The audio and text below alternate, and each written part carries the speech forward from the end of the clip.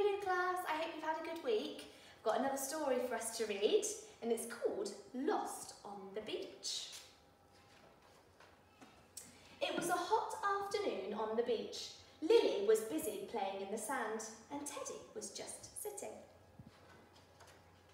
"I like your sandcastle," said Mum when Lily finished digging. "It's a house for Teddy," said Lily. Mum led out a tail and set Teddy down. "Come on," she said, "let's leave Teddy here while we go for an ice cream." Oh, that sounds delicious. "Wait," said Lily, and she tied a handkerchief around Teddy's head. "That'll keep you cool while I'm gone," she said. Teddy sat quietly in the hot sun, but then, whoops, oh no, he fell backwards as something tugged at his towel. Can you guess what's tugging at his towel? It's a small puppy. A small puppy had a corner of Teddy's towel in his teeth. As the playful pup began to pull, Teddy bumped across the beach.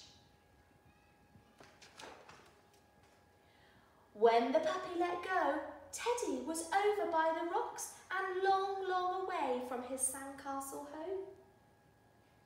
Oh no, I hope Lily and Mum can find him again. For a while, he clambered happily about. In between the rocks were pools of seawater with all kinds of creatures in them.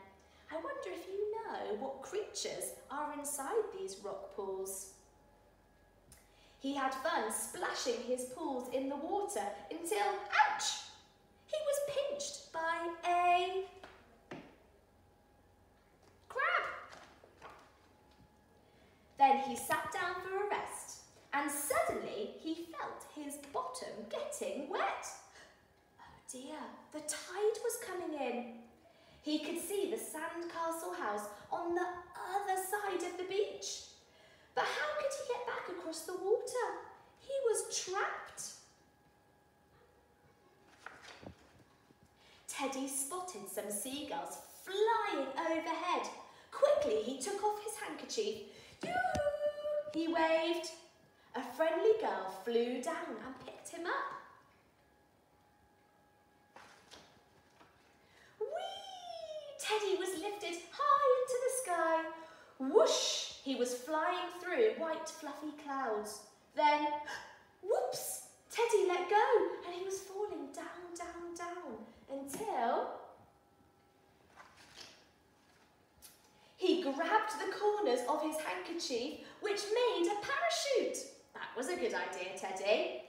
Slowly he drifted down and landed on a piece of wood, floating in the waves. Phew! Teddy bobbed up and down in the water for a while, but soon he began to feel very cold.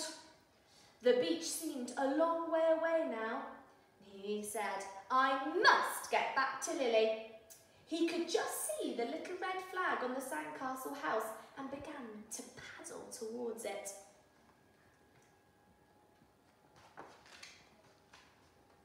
Suddenly he heard a roaring sound and a huge wave was coming up behind him.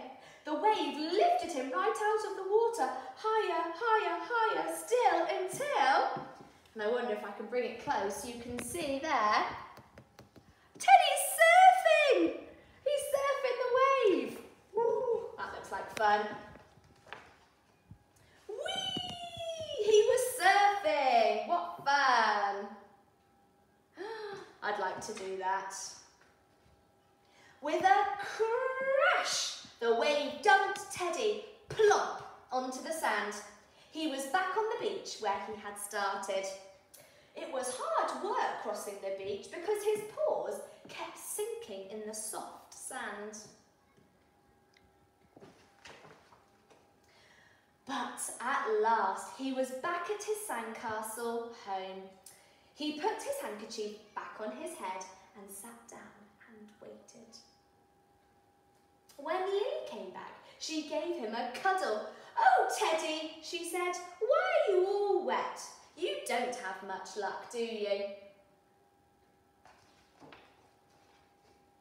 Good night, Lily. Kiss, kiss. And good night, Teddy. Sleep tight.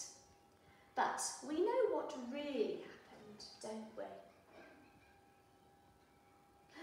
Oh, that's a lovely story. I wonder, maybe you could write your own story about getting lost on the beach and think about if you were to get lost, what adventures might you have before you found your mummies and daddies again? Lovely to see you. Bye.